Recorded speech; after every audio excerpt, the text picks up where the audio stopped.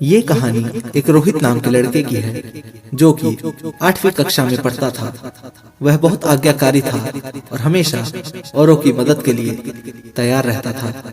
वह शहर के एक साधारण से मोहल्ले में रहता था जहां बिजली के खंभे तो लगे थे पर उन पे लगी लाइट सालों से खराब थी और बार बार कंप्लेंट करने पर भी कोई उन्हें ठीक नहीं करता था। रोहित अक्सर सड़क पर आने जाने वाले लोगों को अंधेरे के कारण परेशान होते देखता था। उसके दिल में आता था कि वो कैसे इस समस्या को दूर करे। इसके लिए वो जब अपने माता पिता या पड़ोसियों से कहता था तो सब इसे सरकार और प्रशासन की लापरवाही कहकर टाल देते थे। फिर एक दिन रोहित ने कहीं से एक लंबा सा बांस और बिजली का तार लेकर अपने कुछ दोस्तों की मदद से उसे अपने घर के सामने गाड़ कर उस पे एक बल्ब लगाने लगा। आस पड़ोस के लोगों ने देखा तो पूछा, अरे तुम ये क्या कर रहे हो? उसने कहा, मैं अपने घर के सामने एक बल्ब जलाने का प्रयास कर रहा हूँ। लोगों ने कहा, अरे इससे क्या होगा? अगर तुम एक बल्ब लगा भी दोगे तो क्या पूरे मोहल्ले में प्रकाश हो जाएगी?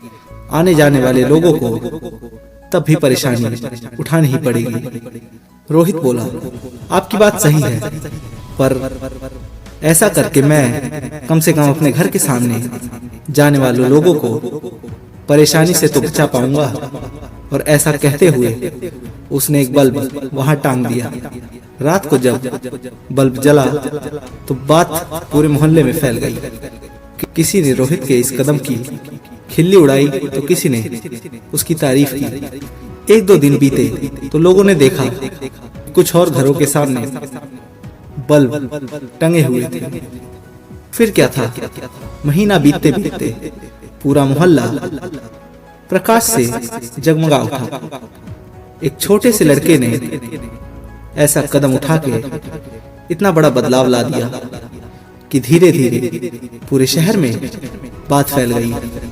अखबारों में भी इस खबर को छापा गया और आखिर में प्रशासन को भी अपनी गलती का एहसास हुआ और मोहल्लों में स्ट्रीट लाइट को ठीक करा ही दिया गया।